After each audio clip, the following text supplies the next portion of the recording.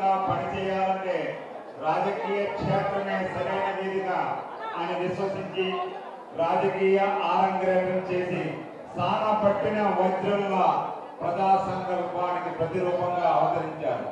రాజ్యసభ సభ్యునిగా ప్రజా సమస్యలపై పార్లమెంటు వేదికగా తన గళాన్ని వినిపిస్తూ ప్రజల అభివృద్ధికి నిరంతరం కృషి చేస్తున్న మీరు సుమారు 7 లక్షల రూపాయల సొంత నిధులతో కొత్తవరం మందిర నిర్మాణం చేపట్టి ప్రజల మన్ననలను పొందారు. సేవా కార్యక్రమాలలో మగటం లేని మహారాజుగా కీర్తించబడ్డారు. వ్యాపార కేంద్రమైన, రాజకీయ రంగమైన, క్రీడా మైదానమైన, వేదిక ఏదైనా, స్థానం ఏదైనా మీ లక్ష్యం ఒక్కటే, మీ లక్ష్యం ఒక్కటే. ప్రజా సంకల్పం, ప్రజా సంక్షేమం, ప్రజా అభ్యున్నతి. కాకినాడ నేల నుంచి ఢిల్లీ పార్లమెంటు వరకు యువ కిశోరం మన సానా సతీష్ బాబు గారి అద్భుత ప్రయాణం నేడు యువతకు ఒక ప్రేరణ, ఒక స్ఫూర్తి.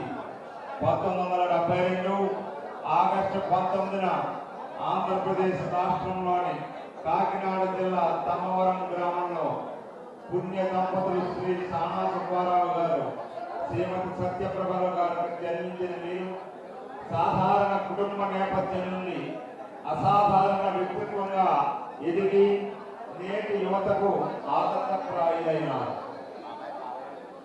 పిఆర్ ప్రభుత్వ కళాశాలలో ఇంటర్మీడియట్ విద్యను అభ్యసించి పాలిటెక్నిక్ డిప్లొమాను పూర్తి చేసి విద్యాభ్యాసంలో ప్రతిభను చూపారు. 1994లో విద్యుత్ శాఖలో ఉద్యోగ జీవితాన్ని ప్రారంభించి సబ్ ఇంజనీర్గా ప్రజల మన్ననలను పొందుతూ విధులు నిర్వర్తించారు. అయితే సమాజ సేవకు విశాలమైన వేదిక కావాలనే సంకల్పంతో 2500లో ప్రభుత్వ ఉద్యోగానికి రాజీనామా చేసి ప్రజా సేవా పదంలో నూతన అధ్యాయానికి శ్రీకారం చుట్టారు.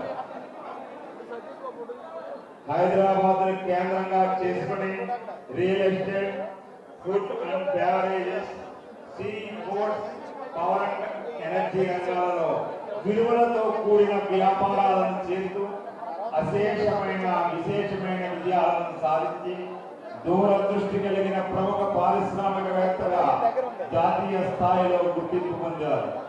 దేశం అభివృద్ధి చెందడం అంటే అద్దాల మేడలో, రంగుల గోడలు కాదని ప్రజల అభివృద్ధి, నిజమైన అభివృద్ధిని విశ్వసించిన మీరు సానా సతీష్ బాబు ఫౌండేషన్ స్థాపించి కాకినాడ కేంద్రంగా